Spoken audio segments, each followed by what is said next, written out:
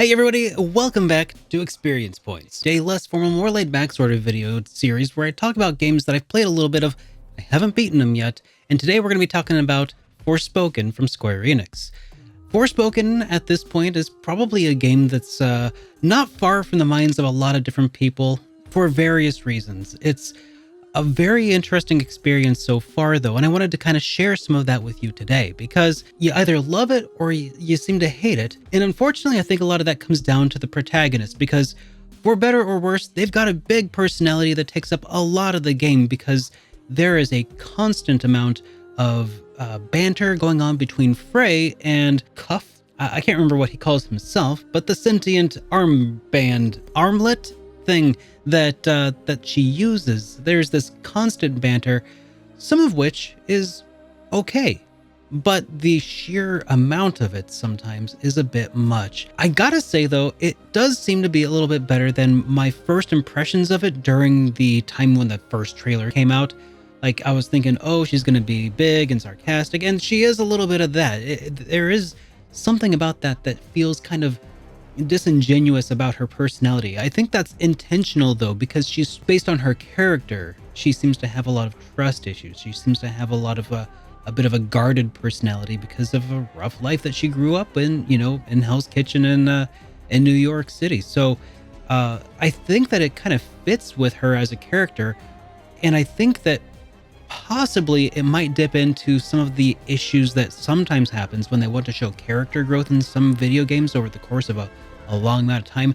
They try to start off with this character who's flawed, deeply flawed, and kind of loud about that flaw in order to, so by the end of the game, they can show more easily, oh, look how they've come so far as a character. But I don't know if that's what happens with Frey. I get the feeling that that's kind of what they're going for, is they're trying to show some gradual change over time. I don't suspect that they're going to have a lot of time to do that with Frey's character though, because as I understand it, this game is pretty short, and the fact that you could finish the game in 15 hours is going to be a huge deterrent for a lot of people. But I've gone on record before to say that, an RPG that delivers a grand experience and doesn't waste your time is worth experiencing from time to time, especially if it can provide an experience worthy of it. And does Forspoken provide that experience? That's what it really kind of comes down to. I don't know for a fact just yet, because like I said, I'm only maybe about 5 hours into the game so far. I don't feel like that's necessarily going to be something that this game does super well. It does some things really well. Visually speaking, the world is incredibly detailed and massive, and it's got this open world experience. It takes a couple hours for you to actually get to that point where it kind of opens up and kind of lets you just go wherever, but it still is a very pretty world, kind of infested with zombies, and you kind of take them out with, what this game actually reminds me a whole lot of?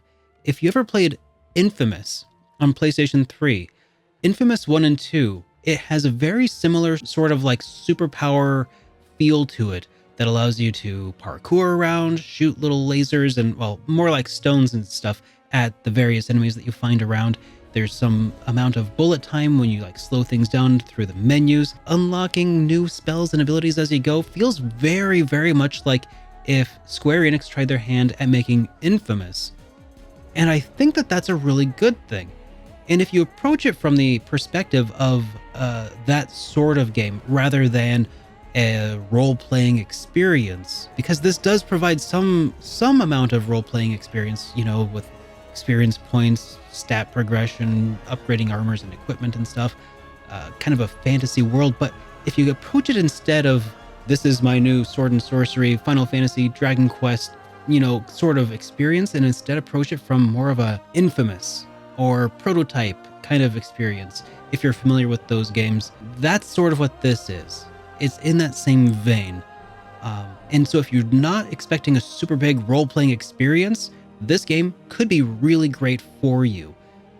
But if you're looking for a Final Fantasy style game, an old school like turn-based RPG, this ain't it. And you probably already knew that, but it's also not an action RPG in the same way that Tales of Arise is at this point in time.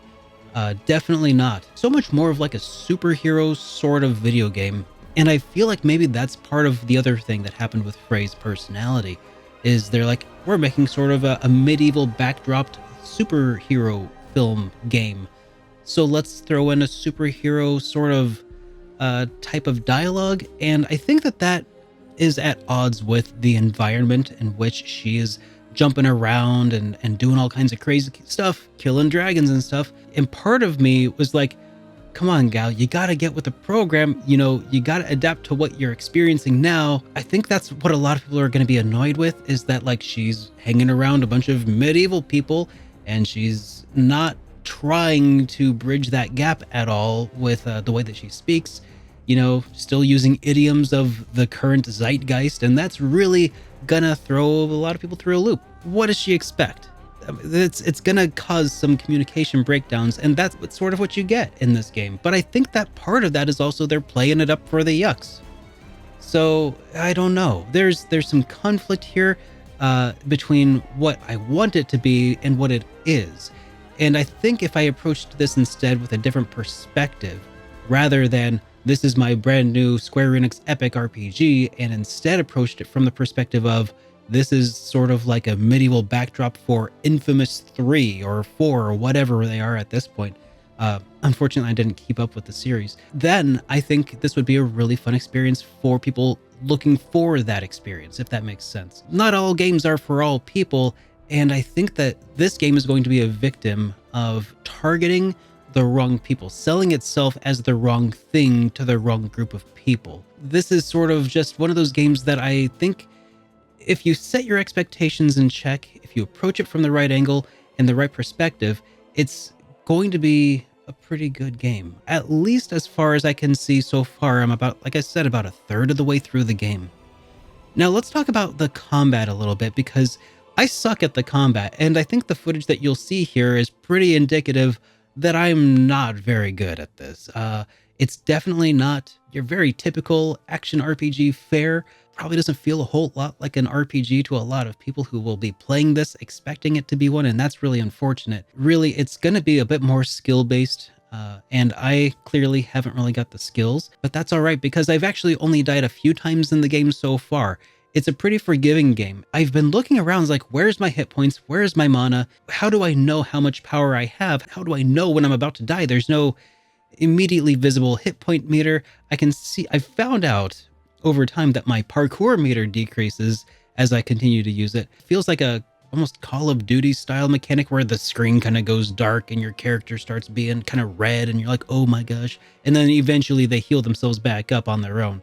So it's, I think, just another mechanic that flies in the face of that whole this is an RPG sort of vibe that we were sold up to this point. Now, I will say that the parkour, speaking of, is super fun. I think that it's not bringing anything new to the table, though. It's not as fluid as what you might experience in, say, the older Assassin's Creed titles. I haven't played any of the newer ones. It's about what you might expect from, though, Infamous, though.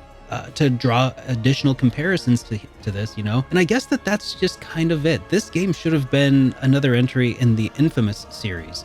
Maybe one where the protagonist gets sent back in time or to a medieval fantasy isekai sort of setting. But I think that this game does have some heart to it. I think that the writers had a really good idea behind Frey and her character and the whole setup for the isekai. I feel like they had a grander image in mind, and at some point that broke down.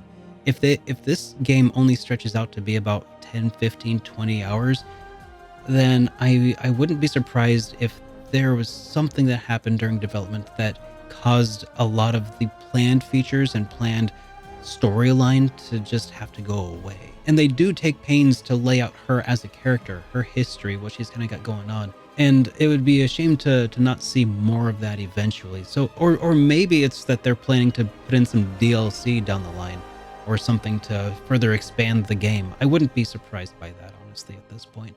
But that said, what I have played so far is super fun. It's just probably going to be disappointing to people looking for an RPG experience. But if you're a fan of Infamous and RPGs like me, then I think this game might have something there for you. Would I pay $60, $70 for it, though? That's for you to decide. But until then, I hope you all have a great rest of your day, and thanks for watching. Have a great day, everybody.